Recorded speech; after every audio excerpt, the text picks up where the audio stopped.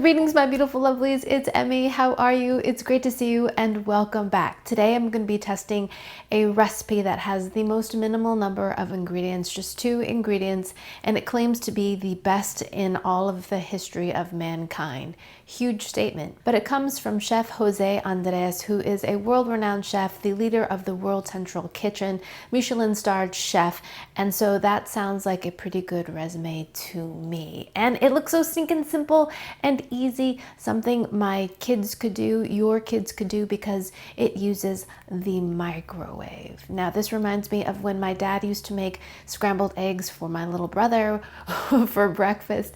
We had this little red plastic bowl that he would whip up a egg in and microwave it and give that to him for breakfast. But this one's a little bit different because we're going to be using a secret ingredient, and that ingredient is mayonnaise or mayonnaise or mayonesa or mayo, which is a condiment that I think is absolutely essential to a tomato sandwich, a BLT.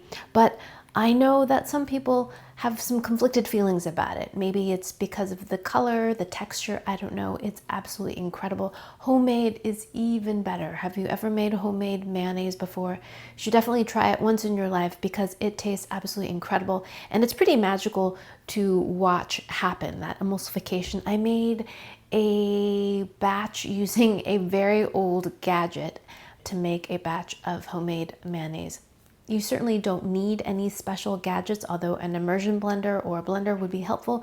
You could even do it with a whisk and a bowl. Let's go ahead and get started. I know that the recipe requires only 2 main ingredients, but I also have some chives for garnish, extra flavor, and some cheese because I saw both of these in different versions of this omelet. So these are optional. And I have 2 types of mayo in my refrigerator, Best Foods and Kewpie mayo. So I thought I could test both of them out as well. Do I have a ramekin? I do. How lovely.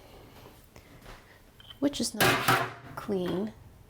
We want a clean ramekin. I have like candy. Okay. So in the video I saw of Chef Andrés making this recipe, he used a glass measuring cup. How stinking simple. A couple of beautiful eggs. These are for my hens, and I would say this is an extra large plus egg, huge. Crack it into my measuring cup. Next, we're going to be using some mayonnaise. This is Hellman's on the west coast of the US. It's called Best Foods. Great mayonnaise. Chef uses a big dollop, like a generous dollop. So I would say that is a heaping tablespoon. In his video, I did not even see him use salt or pepper. This needs to be really emulsified and creamy. So I'm using a whisk. So see how it's kind of chunky? We don't want that. We want it to be really emulsified. So the main ingredients in mayonnaise are oil, eggs, a little bit of vinegar, something tangy, salt and pepper. So it's kind of interesting that we're adding more egg into egg and oil, but it's going to make this glorious emulsion. See, look at this. Since we're cooking it in this vessel, I'm going to go ahead and take the extra step of scraping the walls down. As far as cooking times, I've seen the range of 30 seconds to 1 minute. Chef Andrés says 1 minute, but when he took his egg out of the microwave, it was still a little bit runny in the middle. Now, if you like your eggs a little bit runny or softer cooked, then I would err on the side of 30 seconds. If you like them a little bit firmer, totally fully cooked, not soft in the middle, 60 seconds. Know what I mean? So into the microwave oven, 30 seconds, so fast. So after 30 seconds, we still have a little runny. So keep going. 45, 50 seconds. A little bit of jiggle, but not too much. Okay, look at that. That is beautiful. Look how fluffy and tall that is. Boom, look at that. It's so pretty. I like my eggs a little bit softer like that. Gorge. Alrighty, let's see how it tastes. That's what it looks like inside. Fluffy, not runny, tender. Alrighty, let's give it a taste. Itadakimasu. Very nice. And that's a nicely cooked egg. The texture is really fluffy, very well seasoned. You don't need any salt whatsoever, and not at all rubbery. When I have cooked eggs in the past, including when I've had my dad's microwave eggs, they're rubbery, and these are not. super fluffy, and in the middle, tender, creamy, and really nice with the chives. It gives it a little more complexity, a little freshness. Now let's add some pepper, and I'm gonna add a little bit of Parmesan cheese too, to make it feel a bit fuller as an omelet. Look at the texture, so fluffy and jiggly. Oh, I love it with the pepper. For those of you concerned about it tasting like mayonnaise, it doesn't really taste like mayonnaise at all. It tastes rich. But the addition of pepper and cheese to it, just a little bit, fully makes it an omelet in my mind. Now, if you like really fluffy, airy, tender eggs, then I think you'll like this recipe. Best omelet of all mankind? Maybe. I don't know. I've only had a handful of omelets in my life in terms of styles. Now, I am no Michelin-starred chef who has traveled the world, but it's a well-cooked egg. I have to confess, I've never had a truly French-made omelet, except the ones that I've made myself, which hardly qualify because I have no parameters to which to compare it from, but I have almost eaten the entire thing, so it is good. Now, let's try making it with Kewpie mayo. Another method I saw was mixing it in a bowl and then cooking it in a ramekin, which is just one of these ceramic dishes that have kind of a high side, traditionally used to make souffles. Kewpie mayo this time, it's a Japanese mayo, same amount. So Kewpie mayo is delicious. I love, first of all, how you can just distribute it onto your dish, onto your sandwich by just squeezing it. Very, very convenient. The flavor is delicious. It's nice and eggy and just extra savory. I use that almost on all of my sandwiches. While this I use mostly for making like potato salads and tuna fish salad, that kind of thing. A little bit of oil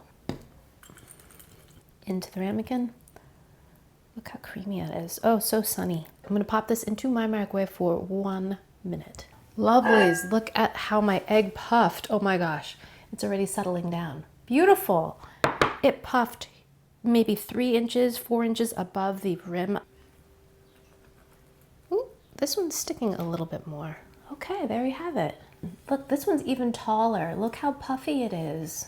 So the diameter of the ramekin's a little bit smaller than the measuring cup. So this went straight up and created a taller omelet. This one's cooked a little bit more than the other one. I think because I cooked it continuously for 1 minute as opposed to stopping it and starting it. So this one probably could have gone 50 seconds continuously. But that's what you're probably going to have to do for your microwave because all microwaves and ovens are a little bit different. We're gonna put the same toppings on. Beautiful. Chives first. Yes, this one is a little bit drier than the first batch. Here we go. Itadakimasu.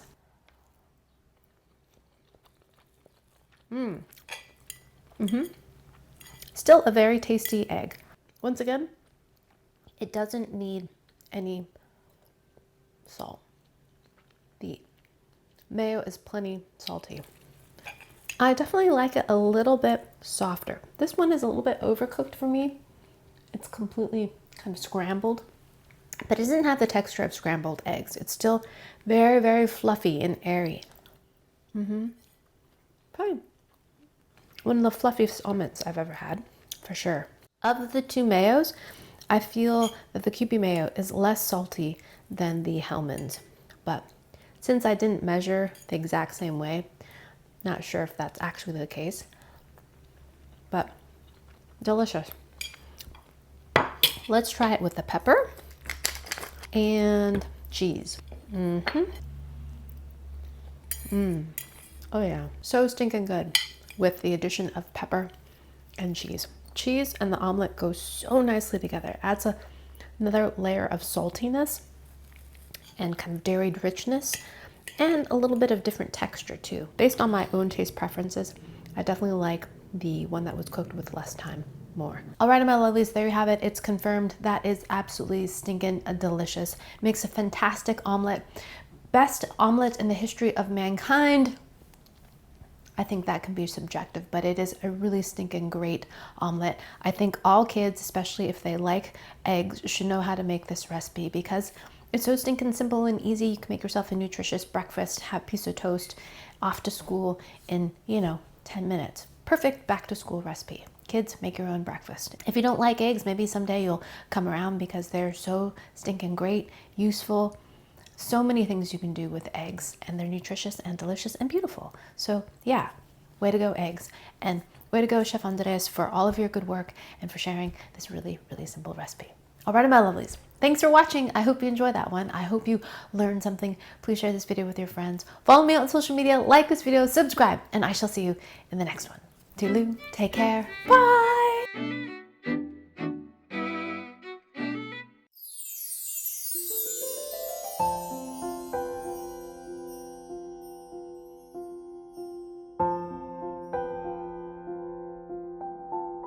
Now I need a piece of toast, now that my egg is almost entirely gone.